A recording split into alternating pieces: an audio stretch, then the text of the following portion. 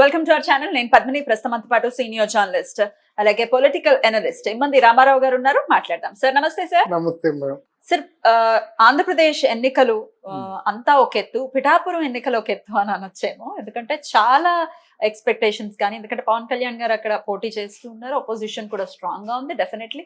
So ఎవరు గెలుస్తారు అనేది డెఫినెట్ గా ఆసక్తికరంగా మారింది. అయితే పవన్ కళ్యాణ్ గారికి పిఠాపురం అక్కడి నుంచి ఆ నియోజకవర్గంలో 1,00,000 మెజారిటీ వస్తుంది అని చెప్పి పిఠాపురంకి చెందినటువంటి వర్మ గారు వ్యాఖ్యానించడం జరిగింది. దీన్ని ఊరికే ఆయన మీద ఉన్నటువంటి అభిమానంతో ఇలా అన్నారని అనుకోవచ్చా, నిజంగానే 1,00,000 మెజారిటీ వస్తుందని అనుకోవచ్చా? ఇక్కడ పిఠాపురంలో నిలబడడానికి కారణం ఏంటంటే అమ్మా, చంద్రబాబు నాయుడు గారు మన పవన్ కళ్యాణ్ని చాలా ప్రేమగా చూసుకున్నాడు.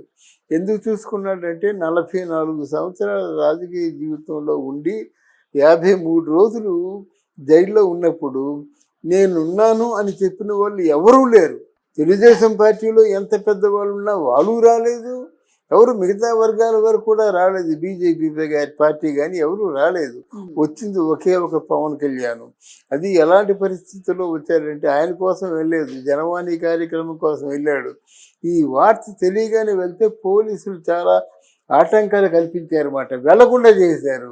నడుచుకుంటూ వెళ్ళి కారులో వెళ్ళి మొత్తానికి సినిమాలాగా ఆ చంద్రబాబు నాయుడిని కలుసుకొని, మీకు ఎవరున్నారో లేదో తెలియదు కానీ మీకు నేనున్నాను అని భువనేశ్వర్ని కలుసుకొని, ఈ మన లోకేష్ బాబుని కలుసుకొని, నీ తోడు నీడగా ఉంటాను, నాకు రాజకీయ భవిష్యత్తు ఏవైతే కానీ నేను మాత్రం మీతో కష్టాల్లో ఉన్నారు కాబట్టి మీతో ఉంటాను. ఇంకొక విషయం కూడా ఆయనే చెప్పేశాడు, మీకు నేను సపోర్ట్ చేస్తా, మీకు నేను అంటే దాన్ని ఏమంటారు, మీతో పొత్తులు చేతులు కలుపుతాననే విషయం కూడా చెప్పారన్నమాట. అప్పుడు ఎలా ఉంటుంది, ఎడారిలో ఒక చిన్న చెంచా నీళ్ళు దొరికినా సరే చాలా హాయిగా ఉంటుంది అన్నమాట, చాలా ప్రాణం లేచి వస్తుంది. అటువంటి అనుభూతిని చెందిన చంద్రబాబు నాయుడు పవన్ కళ్యాణ్ గెలుపు అంత ముందులాగా 2 చోట్ల నించొని 2 చోట్ల ఓడిపోతే మళ్ళీ మనం పూర్తిగా బదనం అయిపోతాము, పవన్ కళ్యాణ్ లాంటి నాయకుడు కావాలి. అప్పుడు ఏంటంటే ఆలోచించాడు, వర్మ అనే వ్యక్తి పిఠాపురంలో ఇండిపెండెంట్గా గెలవగల శక్తి ఉన్న వ్యక్తి అన్నమాట. ఆయన నిలబడితే గెలిచేస్తాడనమాట. అందువల్ల వర్మ అనే వ్యక్తిని పిలిచి, ఈసారికి నువ్వు త్యాగం చేయు అంటే ఊరకనే త్యాగం చేయొద్దు, నువ్వు త్యాగం చేసినందుకు నీకు ఎమ్మెల్సీ నామినేటెడ్, ఫస్ట్ ఎమ్మెల్సీ నువ్వే, తర్వాత ఏంటంటే నీకు కొంచెం అంటే నీకు ఉపయోగకరమైనటువంటి మంత్రి పదవి కూడా ఇస్తానని సముదార్చి ఇక్కడ పవన్ కళ్యాణ్ని గెలిపించే బాధ్యత నీదే అని చెప్పాడు. అప్పటి నుంచి కష్టపడి తెలుగుదేశం పార్టీ జనసేన పార్టీ రెండూ కలిసి ఇక్కడ పవన్ కళ్యాణ్ కూడా రాజకీయంగా కింగ్ మేకర్ అని ఎందుకంటారంటే, తెలుగుదేశం పార్టీ ఒకవేళ పవన్ కళ్యాణ్ పార్టీ నిలబడితే వీళ్ళు ఇంకా కష్టాలు పెట్టేస్తారన్నమాట. అక్కడ మోదీని కూడా కలిపి మోదీ చంద్రబాబు పవన్ కళ్యాణ్ అన్నారు కాబట్టి ఈ మాత్రం భయంగా ఉన్నారు. ఒకవేళ మన బీజేపీ పార్టీ లేదనుకోండి, అసలు లోపలికి వెళ్ళి మేము ఏం తెచ్చేస్తారు, ఎంత అరాచకం సృష్టిస్తారన్నమాట. కొంచెం కేంద్ర ప్రభుత్వం తాలూకు భయం ఉండాలని ముందు దూరాలోచనతో వెళ్ళి అక్కడ మోదీని మనసు కరిగించి ఒప్పందం చేసి వచ్చిన వ్యక్తి పవన్ కళ్యాణ్ అన్నమాట. అందువల్ల పిఠాపురంలో అందరూ కూడా ఈ వర్మ ప్రచారం, ముఖ్యంగా పిఠాపురంలో పవన్ కళ్యాణ్ ప్రచారం బాగా నచ్చింది. కొంతమంది మహిళలు అయితే మా కొడుకని, కొంతమంది మా అన్నయ్య అని, కొంతమంది ఇలాగేమో చెప్పుకుంటూ కంటతడి పెట్టి, ఒక మహిళ ఏముందంటే నా మొగుడు రిక్షా దొక్కుతాడు, సాయంత్రం రాగానే ఆ డబ్బులు తీసుకొని ఊరందరికీ పార్టీ చేసేస్తుందట. అంటే అంత ప్రాణప్రదంగా చూసుకుంటున్నారు పవన్ కళ్యాణ్ని. అయితే ఇక్కడ ఎంతైతే వర్మ సపోర్ట్ ఉందో అంతే ఇక్కడ యాంటీగా పనిచేస్తున్నాడు జగన్మోహన్ రెడ్డి.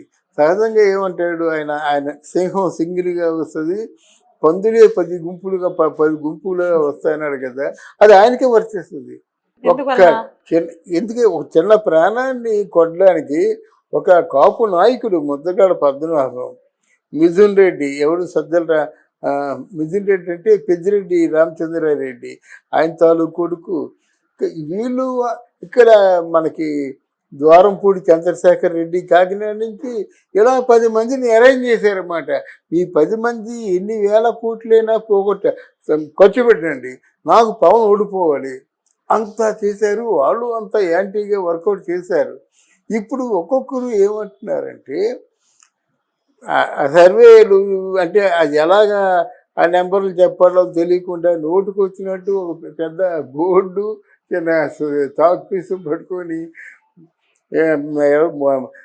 మన జగన్మోహన్ రెడ్డికి 150, జగన్మోహన్ రెడ్డి ఏమో 175 ఇలా చెప్పేస్తున్నారన్నమాట. మనకి నిజంగా ఆశ్చర్యం కలుగుతుంది. అంటే కొంతమంది కొన్ని పేటీఎం ఛానల్స్ అమ్ముడుపోతే జరిగే ప్రయత్నం అది. అంటే అందరూ ఒక మాట అంటే మీరు ఒక మాట అంటే ఎలాగవుతుంది? ఒక నియోజకవర్గంలో ఎన్ని మండలాలలో ఉన్నాయో తెలియకుండా మాట్లాడితే హాస్యాస్పదంగా ఉంటుంది. అట్లా కామనే కదా సార్, ఎవరిని సపోర్ట్ చేసినా వాళ్ళు వీళ్ళకి అమ్ముడు పోయారు అని చెప్తుంటారు. అలా కాదు కదా, మన జర్నలిజంలో ముఖ్యమైనది మనకు ఎవరైతే ప్రజలు ఉన్నారో ఆ ప్రజల తాను గుండె చప్పుడు తెలుసుకోవాలి ఫస్ట్. వాళ్ళు అప్పుడు ఎలా ఉన్నారు, ఇప్పుడు ఎలా ఉన్నారు, అత్యధికంగా ప్రజలు ఎవరిని గెలిపించాలనుకుంటా ఇవన్నీ సరే మనం మామూలుగా కనిపెట్టి చెప్పినా చెప్పవచ్చు ఈసారి ఈ కూటమికే ఛాన్సెస్ ఉన్నాయని జనరల్గా. కొంతమంది ప్రశాంత్ కిషోర్ లాంటి వాళ్ళు మాత్రం చాలా గట్టిగా ఉంటారన్నమాట. వాడు కొన్ని లక్షలు శాంపిల్స్ తీసుకొని అప్పుడు నిర్ణయించుకొని అప్పుడు ఈ కూటమి గెలుస్తుంది, ఇన్ని సీట్లు వస్తాయని చెప్తారు.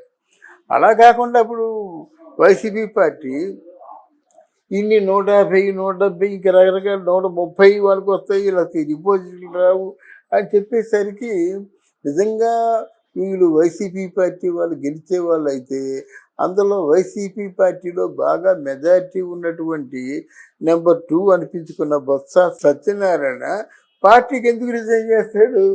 ఎవరు మట్టుకోవాలి? ఇప్పుడు పవన్ కళ్యాణ్కి ఫోన్లు చేస్తున్నారు, అయ్యా మా తప్పేది అయిపోయింది మీ పార్టీలో పెట్టుకోండి అని. వారు ఫోన్లు ఎందుకు చేస్తారు? మాత్రం ఆలోచించుకోలేరా? గనక మన ఆలోచన ప్రకారంగా వాళ్ళు చేసిన చేష్టలు బట్టి జగన్మోహన్ రెడ్డి మీద ఉన్న వ్యతిరేకత బట్టి ఆయన ఎంత డబ్బు ఇచ్చినా వీళ్ళు ఏమంటున్నారు తెలిసిన ఇప్పుడు ఎవరు కొడాలని వీళ్ళందరూ ఓడిపోని బాబు పంతమంది ఇచ్చిన డబ్బులు పట్టుకుపోయారు అంటున్నాడు. ముందు ఆ మాట ఏంటి? ఈ నా ఆస్తి గీసి అంత అమ్మేసి పంతమంది ఇచ్చాను, ఆ పంతమంది ఇచ్చిన డబ్బులు కూడా పట్టుకుపోయారు అంటున్నారు అన్నమాట. ఇప్పుడు అంటే వాళ్ళు కారు నలిపోయారు, ఇక్కడ లేరు. అది బాధ. చాలా మంది బిర్జల రజని వీళ్ళందరూ కోట్లు ఖర్చు పెట్టేశారు, ఆ డబ్బులు ఎలా వస్తాయి? అంతవరకు బాగా పచ్చిగా మాట్లాడారు, ఆ పచ్చిగా మాట్లాడే ప్రజలు దూరం అయ్యావు. ఓ బిడ్డలాంటి దానివి నా దగ్గర నుంచి ఏదైనా ఒక అపశృతి వస్తే సహించగలవమ్మా? అసలు ఎవరు కూడా పార్లమెంటరీ లాంగ్వేజ్ మాట్లాడారు, కానీ మీరు రేపటి తరానికి స్ఫూర్తిదాయకంగా ఉండాలి. కానీ ఇలా మాట్లాడితే మహిళలు దూరం అయిపోయారు, అలా మహిళలు దూరం అయిపోయారు. ఎట్టగేలకు మాత్రం పవన్ కళ్యాణ్కి ఈయన చెప్పినట్టుగా 1,00,000 మాత్రం రాదు, కానీ తప్పకుండా విజయవంతం అవుతాడు. మంచి మెజారిటీతో అయితే విన్ అవుతారమ్మా వీళ్ళు. అక్కడ చేసిన చేష్టలు వేరుగా ఉన్నాయి కదా. మనిషికి 3,000, 5,000 చొప్పున పంచారమ్మా. అంటే ఎంత నిస్సిగ్గుగా పంచారంటే రోడ్డు మీదకి ఆ మహిళలందరూ వచ్చేసి వంగా గీత ఇంటికి ముందు వచ్చి మా డబ్బులు అందలేదండి చెప్తున్నారు. ఈ పోలీసులు ఏం చేస్తున్నారు, ఎలక్షన్ కమిషన్ ఏం చేస్తారు, వాడికి అందే మాకు అందలేదు, మాకు మీరే ఇవ్వాలి అంటే ఎంత అంటే నవ్వుకుంటున్నాం. ఎంత హాస్యాస్పదం అయిపోయింది. ఎలక్షన్లో ఉన్న ఓటర్లకి మాకు డబ్బులు అందలేదని ఆ ఎమ్మెల్యే దగ్గరికి వెళ్ళి అంటే తెల్లవారులు బయట అయిపోట వాళ్ళు డబ్బులు ఇచ్చి పంపించారు వాడికి. అందువల్ల ఈ కారణం చేత డబ్బులు తీసుకున్న వాళ్ళు ఏదైనా సెంటిమెంట్లుగా మన పవన్కి వ్యతిరేకంగా ఉంటే ఉండొచ్చు, దానికోసం ఆ మాట చెప్పాను అనమాట. బట్ ఎనీవే మీరు అడిగిన ప్రకారంగా పవన్ కళ్యాణ్ ఇంత మెజారిటీ అని నేను చెప్పను, కానీ గెలుపు మాత్రం తథ్యం అంటున్నారు. గెలుపు తథ్యం. అది ఎంత గెలిపేనే కావచ్చమ్మా. ఒక 100 ఓటుతో గెలిచిన చాలు మనకి. 1000 ఓట్లతో గెలిచారనుకోండి, సో వాట్, ఏం పోయింది? తర్వాత చాలా అంటే అనుకున్న వాళ్ళందరూ ఓట్లు వేసేస్తే పవన్ కళ్యాణ్ లాస్ట్ టైమే గెలిచేవాడు కదా. అయితే ఇప్పుడులో పవన్ కళ్యాణ్కి రాజకీయ చతురత పెరిగింది. ఎవరిని ఏం చేయాలి, ఎవరిని ఎలాగా అంటే కన్విన్స్ చేయాలి అనేటువంటి రాజకీయ చతురత వచ్చింది. ఆయన పవన్ కళ్యాణ్ రేపటి మన తాలూకు దేశంలో గొప్ప నాయకుడు అయిపోతాడు. ఆ నాయకుడు అవుతున్నాడు కాబట్టి నిస్వార్థమైనటువంటి దేశభక్తుల్ని ఐక్యరాజ్య సమితి నలుగురు పంపించమని చెప్పేసి మోదీ గారికి ఒక రిక్వెస్ట్ చేస్తే ఇండియా నుంచి వెళ్ళే నలుగురు నిస్వార్థమైన నాయకుల్లో పవన్ కళ్యాణ్ ఒకడు. అందువల్ల డెఫినెట్గా ఆయన దేశాన్ని పనికొచ్చే నాయకుడు అవుతారని మనం నిర్మోహమాటంగా చెప్పుకోవచ్చు. Right sir, thank you sir. Thank you అమ్మా, థ్యాంక్ యూ.